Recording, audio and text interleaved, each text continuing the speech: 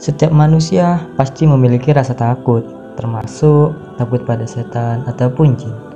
Apabila rasa takut itu muncul seperti melewati jalan yang gelap, melewati kuburan, ataupun pohon yang angker, dia akan berpikir akan ada setan yang mengganggu atau menakut-nakuti. Ketakutan itu dapat menyerumuskan kita pada kesyirikan. Lantas, bolehkah manusia memiliki rasa takut? Gimana apa kakak ketika reaksi kakak ketika melewati kuburan atau tempat angker?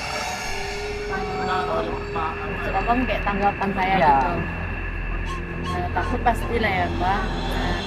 Paling kalau sesuai mitos misi gitu, misi di situ atau aku kayak simbah kebanyakan orang gitu kalau di tempat-tempat yang kayak yang bangunan lama gitu, itu baru mencabut Alasannya apa? mana cuma ngikutin orang-orang dulu gitu. Kasih ya kak. Iya. Imam Ibnu Utsaimin membagi takut menjadi dua jenis, khauf asyiri dan khauf tabi'i.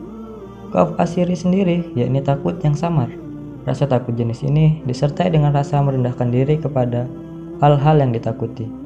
Jika memiliki rasa takut ini kepada selain Allah Subhanahu wa taala, maka seseorang jatuh ke dalam dosa syirik yang besar. Khauf tabi'i, takut karena tabiat. Ketakutan ini hukumnya mubah dan pelakunya tidak terjatuh pada dosa syirik. Hal ini dikarenakan ia tidak meyakini bahwasannya sesuatu yang ditakuti itu dapat memberinya manfaat. Lantas, apakah takut kepada jin termasuk khauf asyiri ataukah khauf tabi'i?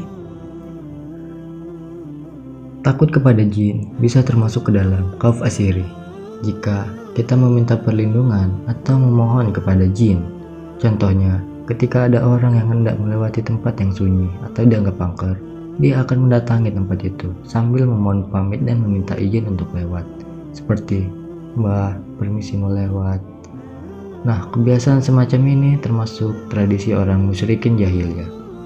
Allah berfirman, "Dan bahwasannya ada beberapa orang laki-laki di antara manusia meminta perlindungan kepada beberapa laki di antara jin. Maka jin-jin itu menambah bagi mereka dosa dan kesalahan."